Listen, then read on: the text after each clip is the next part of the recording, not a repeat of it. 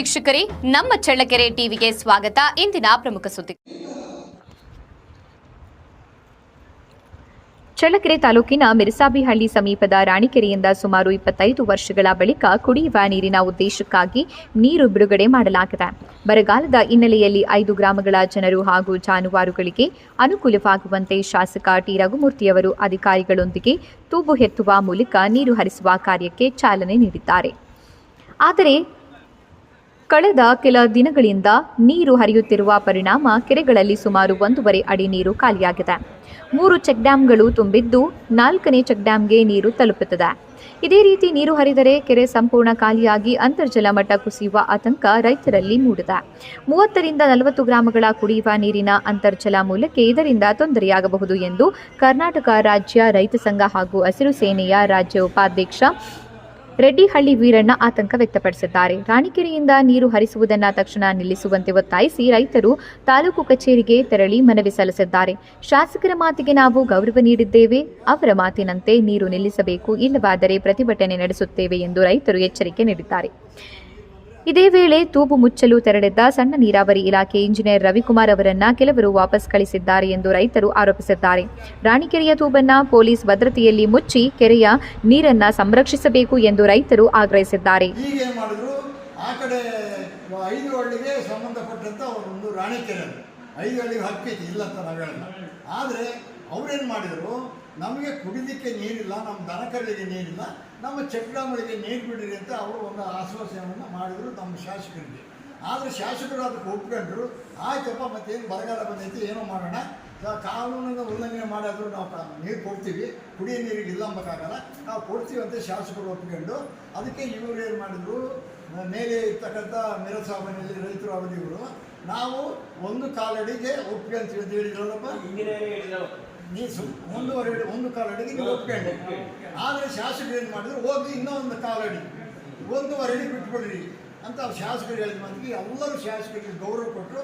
ಶಾಸಕರ ಮಾತಿಗೆ ಎಲ್ಲರೂ ಗೌರವ ಕೊಟ್ಟು ಒಪ್ಕೊಂಡ್ರು. ಆದರೆ ಮೊನ್ನೆ KDP ಮೀಟಿಂಗ್ನಲ್ಲಿ ಬಂದಾಗ KDP ಮೀಟಿಂಗ್ ಸಮಸ್ಯೆ ಬಗೆಹರಿದ ಮೇಲೆ ನಾವು ಶಾಸಕರನ್ನ ಭೇಟಿಯಾದ್ವಿ. ಸರ್, ಈಗ 1 ಅಡಿ ಅಲ್ಲ 1.5 ಅಡಿ ಜಾಸ್ತಿ ಹೋಗಿದ್ದಾವೆ, ಅದನ್ನು ತೂಬು ಬಂದ್ ಮಾಡಿಸಿರಿ ಅಂತ ಇವರೆಲ್ಲ ಮನವರಿಕೆ ಮಾಡ್ಕೊಂಡ್ರು ಶಾಸಕರಿಗೆ. ಆಯಿತು, ಅವರ ಇಂಜಿನಿಯರ್ ಇದ್ದರು, ನೀರಾವರಿ ಇಲಾಖೆಯವರು.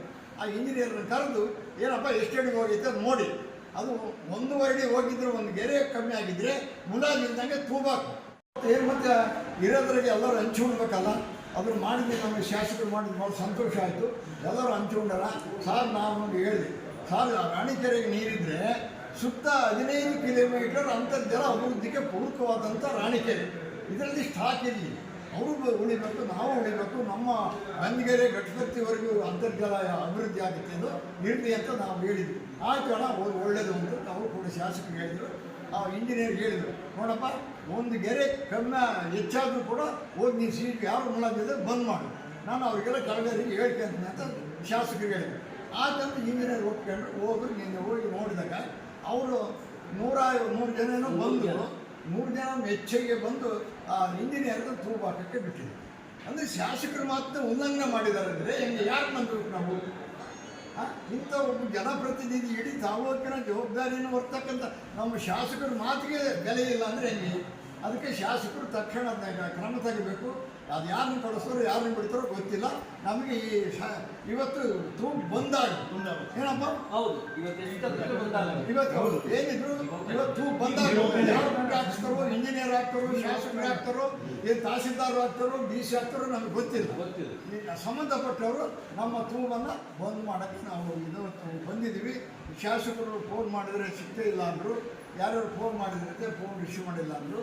ಅದಕ್ಕೆ ಅದೇನು ಹೇಳ್ತಾರೋ, ಈಗ ಸಮಸ್ಯೆ ಐತೆ, ಇಷ್ಟೊಂದಕ್ಕೆ ತಾವು ನೀವು ಯಾರ್ಯಾರಿಗೆ ಫೋನ್ ಮಾಡ್ತಾರೋ ನೀವು ಸಂಬಂಧರು ನೀವು ಫೋನ್ ಮಾಡಿ ತೂಬು ಹಾಕ್ಸೋಕ್ಕೆ ವ್ಯವಸ್ಥೆ ಮಾಡಬೇಕಂತ ನಾವು ನಮ್ಮ ಅಷ್ಟೇಟು ನಮ್ಮ ತಹಸೀಲ್ದಾರ್ ಸಿರಿಸ್ತಾರ್ ಅವರಿಗೆ ನಾವು ಈಗ ಎಲ್ಲ ಭರಮಸಾಗರದಿಂದ ಆ ಕೆರೆ ಸಂಬಂಧಪಟ್ಟಂತೆ ಎಲ್ಲ ರೈತರು ಸುಮಾರು ವಂಶಂದ್ರೆ ಎಲ್ಲ ಭಾಳ ಜನ ಒಂದು 106 ಜನ ಬಂದು ಇವತ್ತು ನಮ್ಮ ಸಿರಿಸ್ತಾರಕ್ಕೆ ಒತ್ತಡ ಹಾಕ್ತಿದ್ವಿ. ಅವ್ರು ಏನು ಮಾಡ್ತಾರೆ ನಮಗೆ ಇವತ್ತು 3 ಗಂಟೆ ಒಳಗಾಗಿ ನಮಗೆ ತೂಬು ಬಂದ್ ಮಾಡಿಸೋ ಪೊಲೀಸ್ ಬಂದೋಬಸ್ತ್ ಕರ್ಕೊಂಡು ಹೋಗಿ ತೂಬು ಎತ್ತಿಸಲಿಲ್ಲ.